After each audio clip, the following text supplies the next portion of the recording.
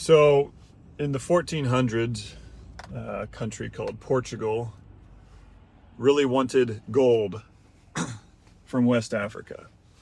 And they had been exploring a little south. Prince Henry had been funding the exploration, Prince Henry the Navigator, which is an odd title. He didn't do much, or really any navigating himself, I don't think.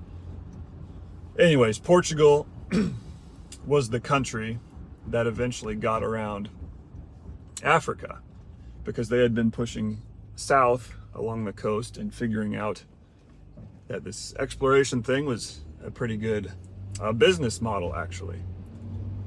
And so they had been building better and better boats, trying to go farther and farther, because what they really wanted was the route to India for the spice trade. Finding that route would be cutting out the existing middlemen on the Silk Road and allow them to basically be the new middlemen. I mean, it was going to be untold riches for a country if they could find a navigable route. I don't know if that's a word. Whatever. A route by sea to connect Europe to Asia, because Europeans are just addicted to these spices, and that's not a...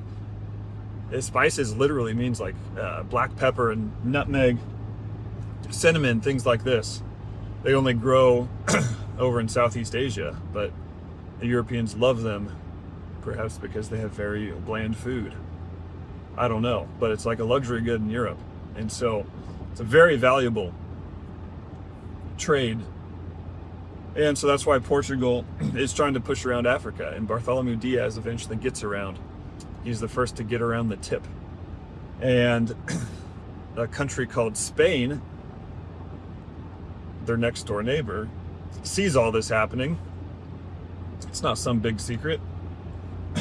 They see old Bart get around the tip of Africa, and they're thinking, we don't probably want to miss out on this. They're probably about to reach India, and that's going to be a big deal. And let's do this. Does that help or hurt? Hides the eyes. Helps me out, so we're going to do it, and then the video can suffer. I don't know.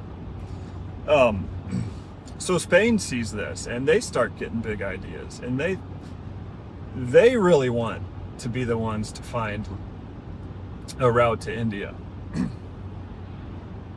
But they can't go south because Portugal has already gone south, and they're controlling the African coast. So a guy by the name of Christopher Columbus comes up with a brilliant idea to try a different direction to reach Asia. He thinks he can go the opposite direction. India's in the east from Europe, and that's how they've been getting there, in the overland route.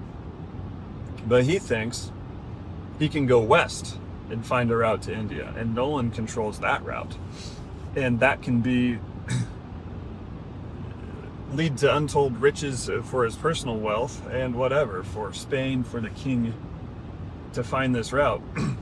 But all the people at the time think he's crazy, and it's not because, there's this old myth of they thought the earth was flat, and Columbus set out to prove the earth was round, which I looked up, and that was actually like a thing in textbooks. So it makes sense why that's kind of something people still believe. But they had all known the earth was round. An old Greek guy with a pretty unpronounceable name, Aristophanes, something to that effect.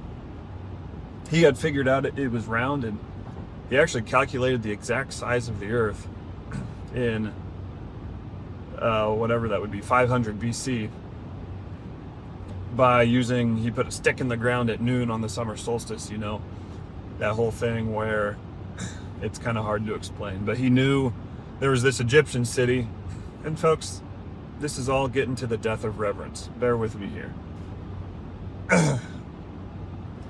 We won't get into that. That can be its own video. He figured out through sunlight and math that the earth and shadows, that the earth was round, and he calculated within 1% of its exact size. But people aren't sure of that at the time. They didn't know he was within 1%. That was just his calculation. And Columbus was going off much smaller estimations of the Earth's size. And so that's why he thinks he can survive a voyage going west to reach Asia and India.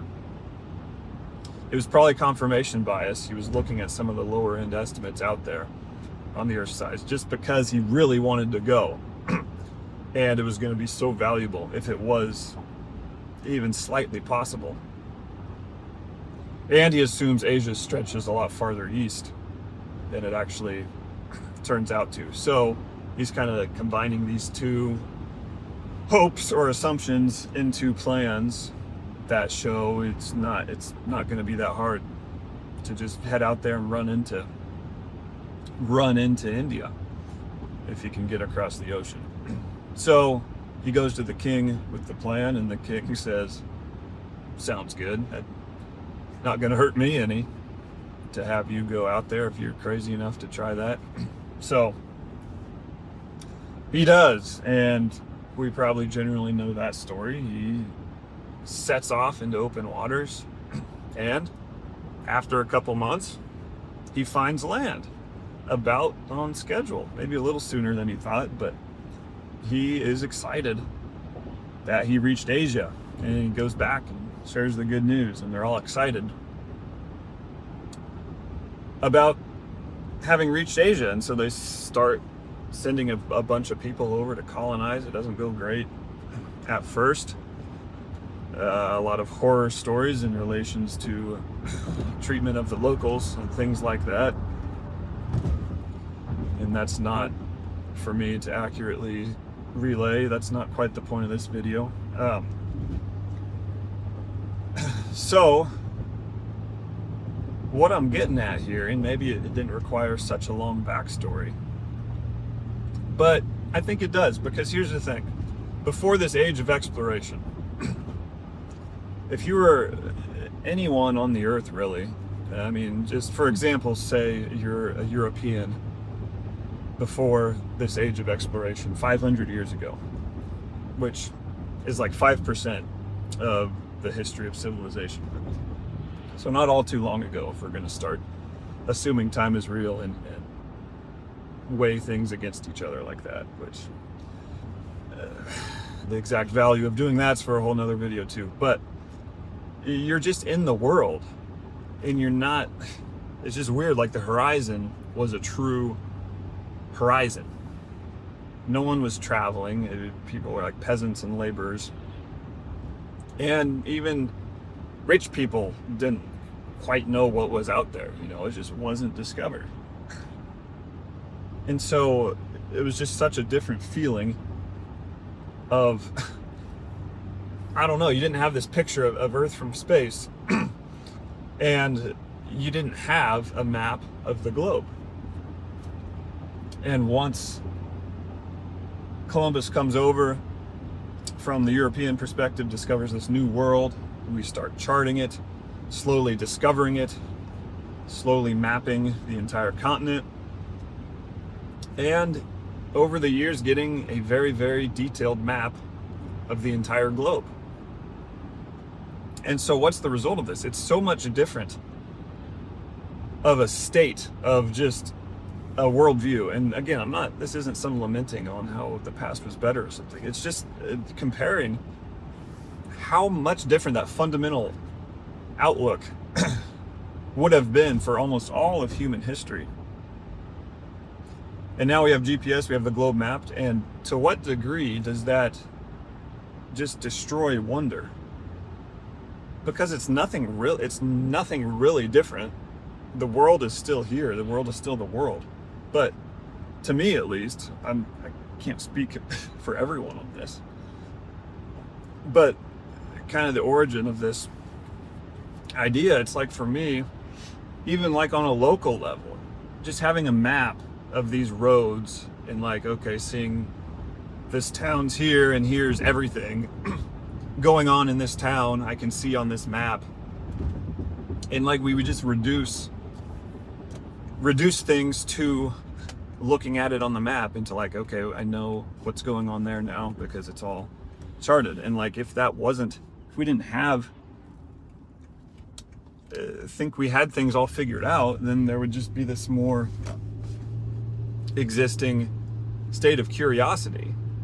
And again, I'm not saying, like, obviously we can't go back, and there's nothing really to do about it, but it's just interesting to, like, it wasn't always this way. And maybe there are things, I guess, we could do to build back up any curiosity or wonder that has been lost through this assumption that we have everything mapped out.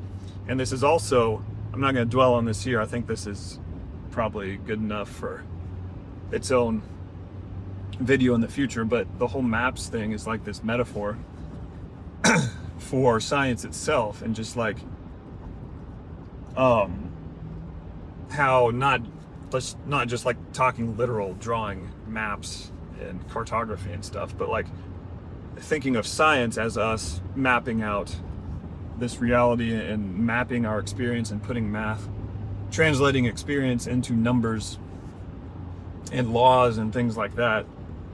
And that whole destruction of wonder on that front too, just because we're getting better at drawing more and more detailed maps, that does nothing.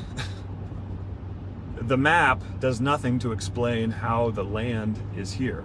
And we'll get into that more some other time and explore if that's like a valid metaphor for all this. But